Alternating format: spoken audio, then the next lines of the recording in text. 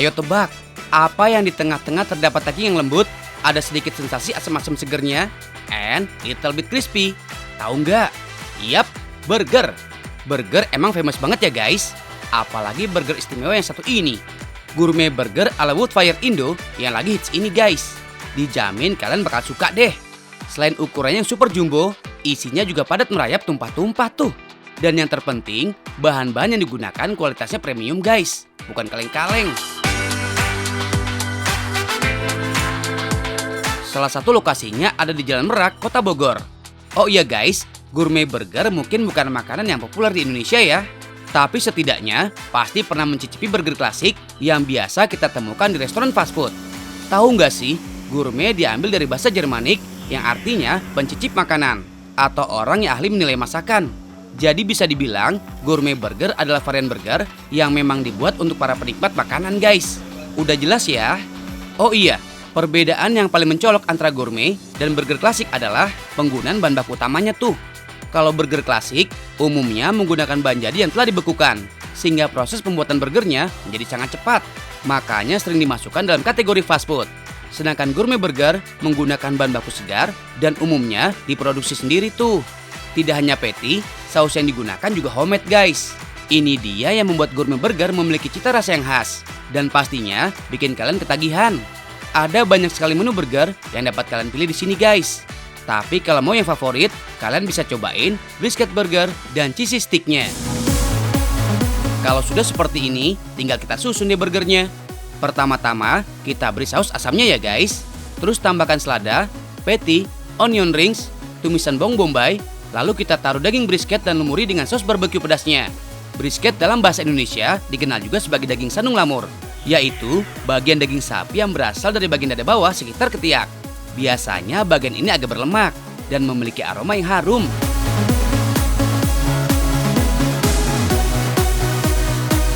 Yap, ini dia brisket burgernya guys. Dengan ukurannya yang besar, isiannya yang banyak, dan saus yang melimpah, berbagai varian burger yang ada di sini termasuk ke dalam jenis Messi burger. Yap, burger ini bukan untuk dimakan secara rapi, melainkan kita pasti akan dibuat belepotan saat menyantapnya. Sekarang kita lanjut bikin cheesy sticknya ya guys.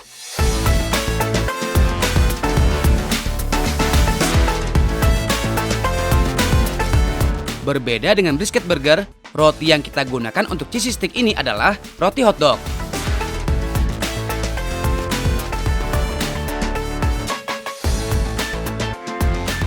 Untuk isiannya, cheesy stick menggunakan irisan daging sapi yang ditumis dengan paprika. Ini dia guys, kelebihan aneka burger yang ada di Woodfire Indo. Semua varian dibuat dengan racikan yang berbeda, sehingga membuat setiap varian punya rasa dan sensasi yang berbeda ketika dimakan. Mantul deh!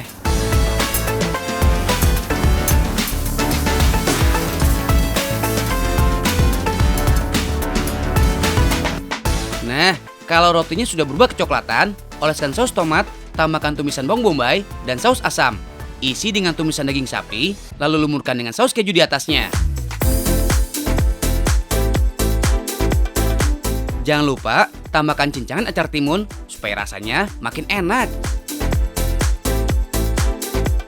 Tara, semua pesanan sudah jadi nih. Kalau ngeliat kayak gini, jadi bingung mau mulai dari yang mana. Kita mulai dari yang terlihat mudah ini dulu ya guys, cheesy stick. Selamat makan!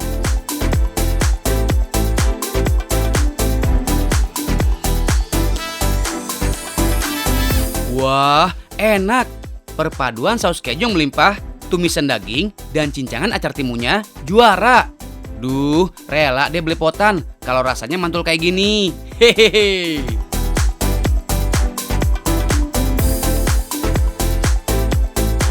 Nah, cheesy sticknya udah. Sekarang lanjut brisket burgernya nih. Wah, ini nih juaranya. Dipegang aja susah, apalagi makannya ya. Wajib dicoba nih. Biar lebih mudah menggigitnya, kalian bisa tekan burgernya seperti ini ya.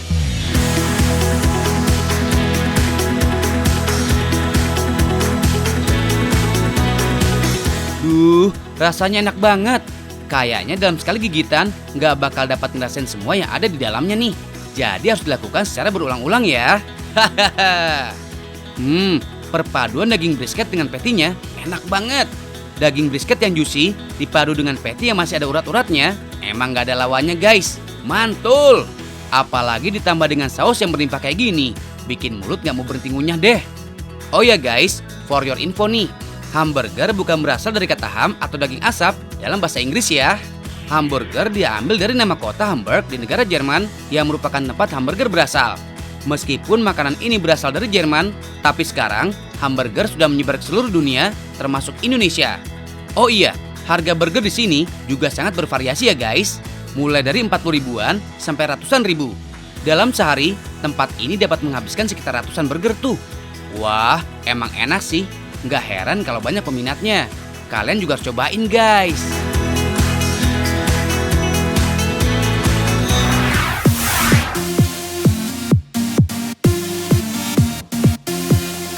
Makan ayam yang digoreng, enak. Makan ayam yang diasap, mantul. Makan ayam yang dipanggang, sedep. Nah, kalau makan ayam panggang tapi dengan cita rasa benua Afrika, belum pada tahu kan? Ya udah, cus. Udah paling bener nonton tahu nggak sih guys? Kita langsung check-in aja deh ke Paris di Jakarta. Tepatnya di wilayah Cijantung, Jakarta Timur. Yang bikin geleng-geleng kepala nih guys, meski baru buka pertengahan 2020, animonya membludak guys. Total ada 200 sampai 500 potongan paha ayam broiler yang siap diolah setiap harinya. BTW, tahu nggak sih kenapa cuma pakai potongan paha ayam? Karena paha ayam dinilai lebih berlemak dan so pasti lebih juicy ya guys. Jadi buat kalian yang risau sama berat badan, mohon menyingkir ya. Biar makin nampol rasanya, setiap paha ayam bakal dimarinasi pakai racikan bumbu kuning ini guys. Banjir bumbu. Asal tahu aja nih guys, menu khas Afrika yang satu ini sebenarnya hanya ayam panggang loh. Yang nggak disangka-sangka, menu Africana ini justru ngehits banget di kota mode Paris. Sebut aja poulet braise. Kalau diartin dalam bahasa Indonesia, artinya ayam panggang guys. Menu ini jadi andalannya para turis, khususnya turis asal Indonesia sebagai menu halal di kota Paris. Terus, pada tahu nggak sih asal-usul nama ayam Afrika bisa muncul dari kota Paris? Nah, karena para turis susah banget nyebut poulet braise, plus pegawai restonya orang Afrika semua, jadilah disebutnya ayam Afrika. Proses yang wajib selanjutnya adalah pemanggangan. Dengan suhu 170 sampai 200 derajat Celcius, calon ayam Afrika ini bakal dipanggang selama 2,5 jam. Eits, biar matang paripurna, paha-paha ayam ini bakal dibalik setelah 1,5 jam dipanggang. Terus lanjut dipanggang lagi selama 1 jam dan siap disajikan. Bagi aku dan kamu nih guys, apalah arti ayam Afrika tanpa pisang goreng? Bentar deh, makan ayam pakai pisang goreng nih. Hahaha, iya. Biar otentik kayak ayam panggang khas Afrika, makanya wajib pakai pisang goreng nih guys. Sama persis kayak di negara asalnya sana. Jenis pisangnya adalah pisang tanduk yang udah matang ya guys. Teksturnya ya nggak lembek dan rasa yang nggak terlalu manis, dianggap cocok nih kalau dimakan bareng ayam Afrika. Finally, ayam yang dipanggang dengan bumbu Afrika udah siap. Potongan paha utuhnya nggak kaleng-kaleng nih gedenya. Eits, satu lagi nih guys, yang bedain ayam Afrika versi Paris di Jakarta dengan ayam Afrika dari negara asalnya adalah nggak pakai bawang bombay guys. Cukup ayam, pisang goreng, plus aneka saus dan sambal. Yap, nggak cuma dikasih 2 jenis saus kayak di negara asalnya ya guys, tapi ada bonus 2 saus lagi nih. Kalau saus hijau dan sambal adalah versi otentiknya. Bonusnya ada saus tartar dan juga chili oil. Mantap nggak tuh? Kuy, makan dulu ya guys. Aduh, fix bikin perut keloncongan nih guys. Warna yang menawan dari si saus hijau nggak cuma bikin ngiler ya guys. Saus yang terbuat dari tanaman basil ini berguna banget untuk menambah cita rasa dan aroma pada saus hijau. So, kalau semua saus dan sambal dipadukan sama ayam Afrika, bener-bener rame deh guys di mulut. Hahaha. Super empuknya daging ayam ditambah rasa gurih, manis, pedas, sampai creamy, kompak jadi paduan yang ciamik nih guys di dalam mulut. Makanya mulut si Caca jadi nggak berhenti ngunyah tuh guys. Nah, nggak lengkap nih rasanya kalau makan ayam Afrika nggak pakai pisang gorengnya nih guys. BTW, tahu nggak sih kalau kandungan B6 dan magnesium pada pisang tanduk bisa berefek mengendurkan otot-otot? Kenyangnya dapat, Rileksnya pun dapat nih guys.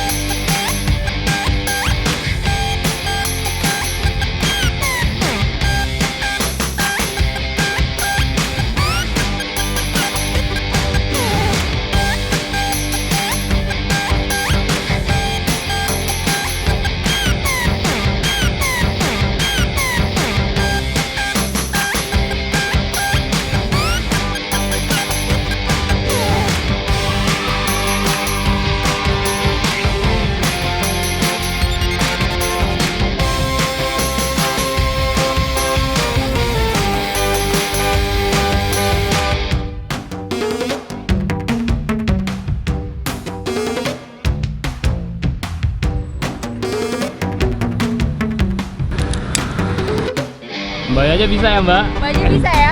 Berarti aku bisa ya? Bisa banget. Iya, iya.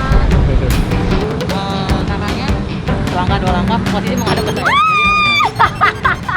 Nanti dulu teriak dulu. Aku pegang watchnya deh. Oke. Teriakan aja kan? Teriakan aja ya? Apa? Oh my god, sekarang? Really? Tar dulu. Wait.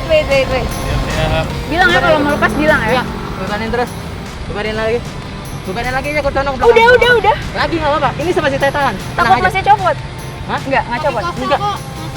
Tenang. Condong ke belakang, lagi, condong lagi ke belakang, condong lagi ke belakang, Udah. condong lagi ke belakang, condong lagi. Oke.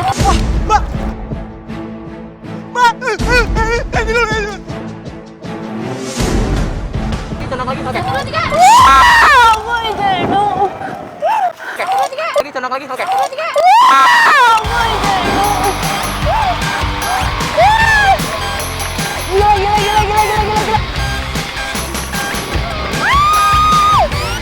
Aduh, ini GoPro-nya kagak kepegang. GoPro-nya gede banget.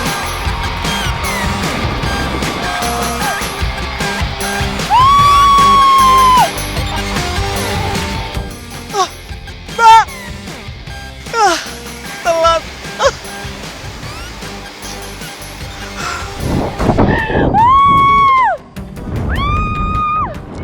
Gila.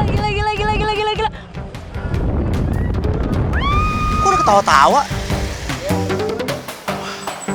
Apakah dia adalah bidadari yang turun dari surga untuk aku?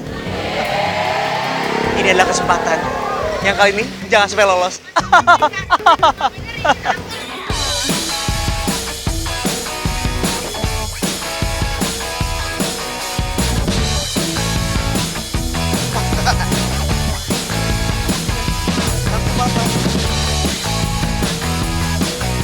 Pengen ngomong bidadari, tapi gue tau kameramen gue pasti marah. Gue jadi bingung nih. Sini manis. Eits, makanya jangan panik dulu Kak Aryo. Kak Gea lagi seru-seruan kok. Tepatnya di Jembatan Panus. Jembatan yang ada di Depok ini emang rutin ada wahana bridge jumping tiap bulan. Jadi bagi warga Depok dan sekitarnya, kalau mau melepas penat bisa melipir ke sini. Gak usah jauh-jauh keluar kota. Apalagi masih di masa pandemi ini, kita masih belum bebas liburan kemana-mana kan? Nah, daripada bete, bisa deh cobain loncat dari jembatan setinggi kurang lebih 20 meter ini. Kalian bisa teriak-teriak sepuasnya. Dijamin stres hilang dan keluar deh tuh semua beban hidup.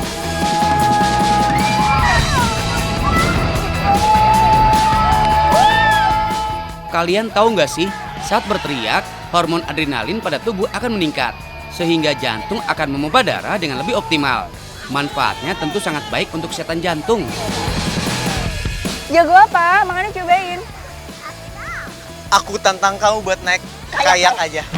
Ya udah, aku mau lihat sekarang. Yuk kita cobain. Kalau gitu, aku siap menerima tantangan kamu buat naik kayak. Kamu siap? Siap. Boleh. Ayo.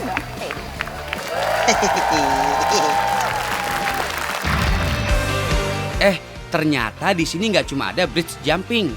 Bagi yang fobia ketinggian seperti Kak Aryo, bisa nyobain aktivitas lainnya, yaitu main kayak. Kita, karena beliau yang akan ngajarin kita. Iya.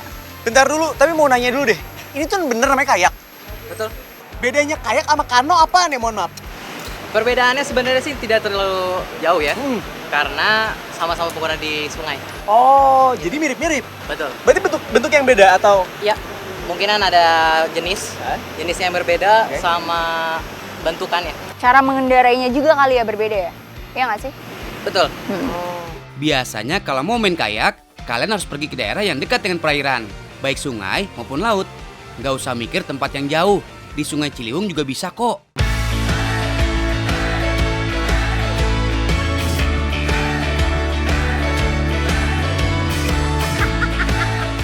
Bisa apa enggak gimana nanti, yang penting gaya dulu ya. Tolong dijelaskan, diajarin. Ini sedikit dayungnya ada dua mata atau dua ujung. Bawah, samping kanan, samping kiri, dibalik tidak masalah. Ini ujung. Kalau yang ini, dia dua kepal dari ujung. Satu, dua. Kalau abang sudah ada Pas di sini. tempatnya. Oh ini. Oke, dayung posisi ke depan. Masuk. Yang dorong yang kanan. Dorong kanan ditambah power punggung. Oke. Berarti kayak olahraga banget ya sebenarnya. Betul. Nah itu dia Karyo. Kayak adalah olahraga yang butuh keseimbangan. Karena unitnya sendiri dibuat seringan mungkin untuk memudahkan pendayungan. Makanya hati-hati kalau nggak mau nyemplung ke sungai. Hahaha.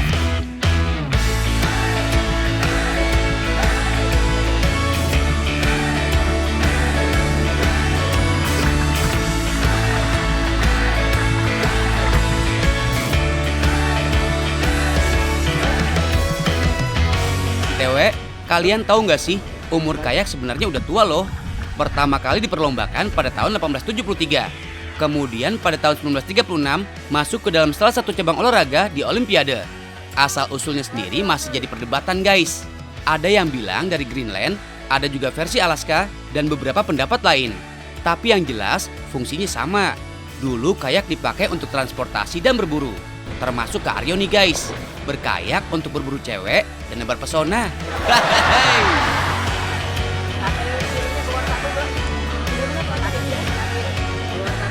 Gue tahu. Kardio di gym nggak ada apa-apa sama ini. Lu mau apa? Kelas RPM? Hah? Dibandingin nama ini? Gombios. Iya, kalian merhatiin gak sih? Ini Sungai Ciliwung, tapi kok nggak sekotor biasanya ya?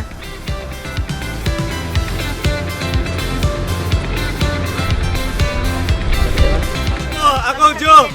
Luar biasa. Halo Pak. Seru banget, lagi ngapain ya, Jo? Kita rutin kok. 2 minggu sekali, bersih-bersih.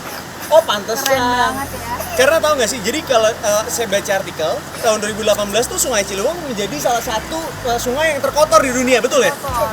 Tapi sekarang kita masih bisa main di sini loh. Malah tadi aku lihat ada anak kecil kayak berenang-berenang gitu. Banget. Loh, Pak. Keren banget Pak. Seru banget. Berarti ini salah satu ini ya yang dilakukan, aksi yang dilakukan adalah bersih-bersih di sekitar sungai. Semua sukarelawan selama 2 minggu sekali. Oke, ini sejak kapan nih Pak kayak gini? 2 tahun. Wow. Itu kenapa akhirnya di tahun 2020-an gini sekarang kita bisa ngelihat orang-orang masih bisa menikmati Sungai Ciliwung kita tercinta ini. Ngomong-ngomong soal sampah, makin lama memang makin memprihatinkan ya guys. Berdasarkan data terbaru dari Kementerian Lingkungan Hidup dan Kehutanan, pada bulan Juni 2020, sampah nasional di negeri kita ini mencapai 67,8 juta ton. Jadi mungkin kita ngajakin juga buat semua nih ya, yang ada di rumah, kalau misalnya kita main-main ke tempat wisata atau kemanapun itu, dimohon nggak buang sampah sembarangan ya. Betul banget. Jadi memelihara kebersihan sekitar juga ya Kak ya. Terutama tempat-tempat bersejarah kayak gini. Betul. Kebayang nggak sih Sungai Ciliwung yang kita cintai ini, dulunya itu berantakannya, Semuanya berantakan. tapi sekarang udah mulai bersih dan sekarang udah bisa dinikmati, bahkan kita bisa kayak segala di sini ya. Ya mudah-mudahan semua tempat wisata yang di seluruh Indonesia bisa menjadi tempat wisata yang menarik, nggak cuma untuk orang Indonesia aja, tapi juga untuk orang-orang mancanegara ya. Nah makanya, kalau misalnya pengen tahu yang unik, yang seru, dan pengen tahu nggak sih, nonton terus apa? Tahu nggak sih? Biar makin tahu makin banyak ilmu setiap hari Senin sampai dengan Jumat jam 13.30 hanya di Trans 7. Bes-bes lagi ya, sikat. Sikat, aku juga bantuin. Jangan cuma diam aja, sini ikut.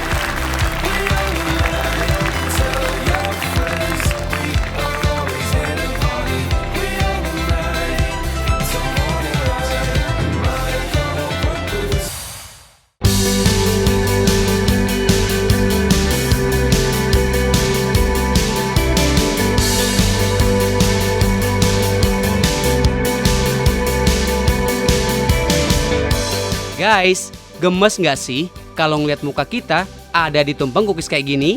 Hahaha. Jangan salah. Di balik bentuknya yang cute abis ini, ada darah dan air mata dalam pembuatannya. Hahaha. Bercanda deng, nggak selebay itu sih. Yang pasti, bikinnya harus spend waktu yang nggak sedikit, karena harus detail banget. Pembuatan cookies kayak gini memang dibutuhkan kesabaran, serta ketelitian yang luar biasa ekstra guys. Ada 3 proses yang harus dilalui. Yang pertama adalah bikin si cookiesnya terlebih dahulu. Sama seperti pembuatan cookie pada umumnya, harus ada tepung terigu, telur, dan beberapa bahan lain. Eits, mixernya nggak boleh lama-lama ya. Tujuannya sih cuma untuk meratakan adonan aja. Nggak perlu pakai kecepatan tinggi. Ya, kira-kira 5-7 menitan lah. Makin lama, mixer ini akan panas, yang malah menyebabkan menteganya jadi meleleh dan akan merusak tekstur si cookies. Kalau udah kecampur rata, tinggal dicetak deh. Nah, adonan cookies ini dicetak sesuai pesanan ya. Mau berbentuk teks atau wajah, bebas.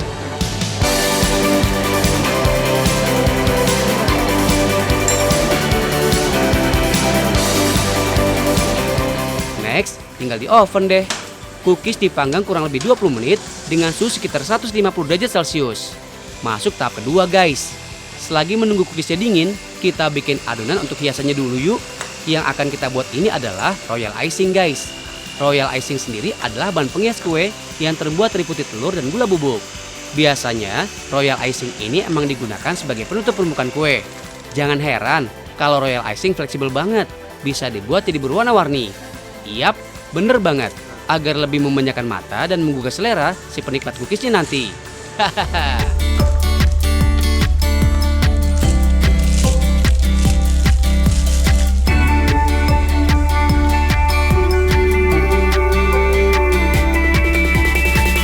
Biar makin menggoda iman, cookies ini dihias-hias dulu ya guys. Nah, di proses inilah yang menyita banyak waktu dan menyita perhatian banget. Kayak orang baru jadian gitu deh, suka caper. Selain karena dibuat mirip dengan si pemesan, setiap warna yang digunakan harus dikeringkan dulu, baru dilapis lagi dengan warna lain. Begitu seterusnya. Seperti ini nih. Guratan gula yang dihasilkan di cookies ini memang memerlukan sedikit trik guys. Setiap gula yang diletakkan di atas cookies harus dikeringkan terlebih dahulu. Karena hiasan cookies ini terbuat dari gula, jadi cara pengeringannya nggak boleh kena panas dan cukup diangin-anginkan aja. Bayangin, bisa-bisa untuk keringin satu bagian aja menghabiskan waktu 30 menitan. Ada berapa bagian yang harus ditutup icing? Tinggal dikaliin aja guys. Kalau udah kering, baru deh icing diletakkan di bagian yang lain supaya warnanya nggak kecampur-campur. Dari awal udah dibilang, emang butuh effort banget bikin cookies ini. Ternyata cepet juga ya. Aku udah pesen dari 3 hari yang lalu udah jadi. Oh ya guys, tahu nggak sih kecil-kecil gini cookies ternyata punya cerita yang panjang. Dulu adonan cookie digunakan untuk mengetes suhu pada oven sebelum memanggang bolu. Nggak taunya adonannya ini jadi kering dan sedikit crunchy. Rasanya pun nggak kalah enak dengan kue biasa. Kata cookie berasal dari bahasa Belanda cookie, yang artinya kue kecil. Pertama kali bangsa Belanda mengenalkan cookie ke Amerika, lalu menyebar ke Inggris dan Skotlandia pada abad ke-19. Di Inggris, cookies malah jadi hidangan utama buat menemani tradisi minum teh. Kalau udah di tahap ini, rasanya kerja keras bikin karakter cookies terbayarkan guys. Oh iya, ada tips lagi nih. Yang pertama kali diletakkan ke bagian tumpeng yang udah tertutup fondant ini adalah cookies dengan bentuk paling besar dan berturut-turut ke cookies terkecil. Yap, biar rapi dan semua bagian fondant tertutup sama cookies deh. Gimana? Gemesin kan?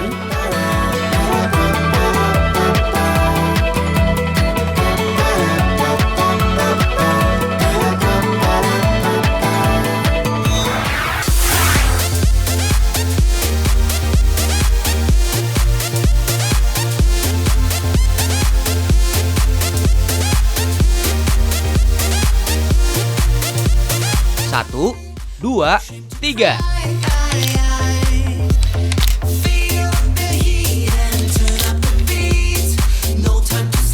Duduh, meni gelis-gelis pisan euy. Batiknya. Ups. Enggak kok, Neng-neng ini juga gelis semua. Emang sih guys, kalau lagi pakai outfit yang kece kayak gini, bawaannya mau cekrek-cekrek terus. Jiwa kenarsisan langsung bergejolak. Rasa ingin pengen cepet-cepet posting di medsos, lengkap dengan hashtag OOTD-nya, alias outfit of the day. Sah. Biar nggak malu-maluin, outfitnya kudu unik ya guys. Salah satunya menggunakan batik. Setuju ya? Kalau batik emang gak ada matinya deh buat gaya. Batik kekinian ini produksi anak muda Bandung loh guys. Namanya roncem, yang dalam bahasa Sunda berarti rame. Soalnya, desainnya memadupadankan macam-macam motif. Tapi nggak asal juga sih perpaduannya. Tetap penuh estetika dan sedap dipandang mata. Ya, 11-12 lah sama kamu. Yang nggak bosen-bosen buat dipandang. Iya.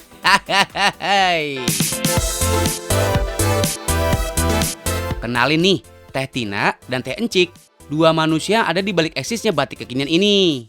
Awalnya sih, cuma pengen tampil out of the box saat lagi ngantor.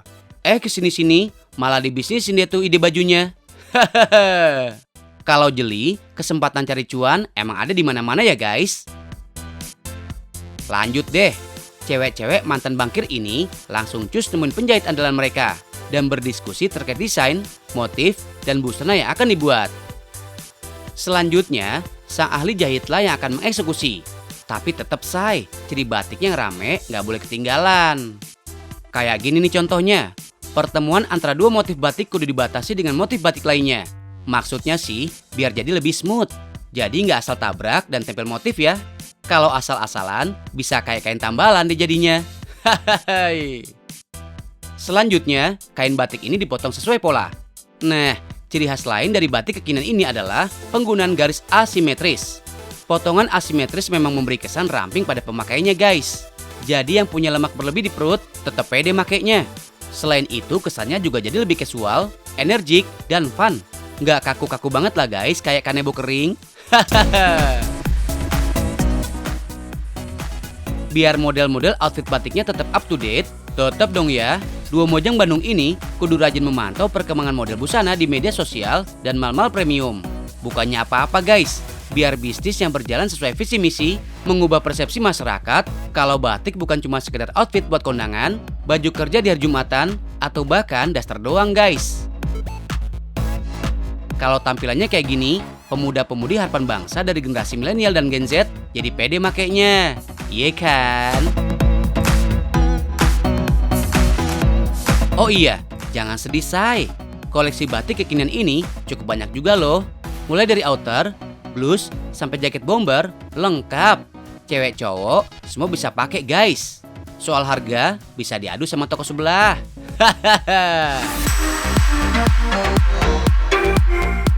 Oh ya guys, saat memakai batik kekinian ini, kreativitas kamu juga diuji nih. Padu padan apa aja yang cocok. Tenang, mau pakai kulot atau jeans, boot atau flat shoe, bisa diatur. Semuanya cocok meong em. Tapi ada tipsnya nih guys. Karena motif batik sudah ramai, penggunaan aksesorisnya jangan berlebihan ya. Biar nggak salfok sama model baju yang mau ditonjolkan. Gimana? Udah siap bergaya belum nih? Selain tampil kece, dengan menggunakan batik, berarti kamu juga turut melestarikan budaya negeri Indonesia tercinta ini guys. So, don't worry to wear batik in any occasion guys. Agree ya Cin? Eits, sebelum closing, cekrek-cekrek dulu dong.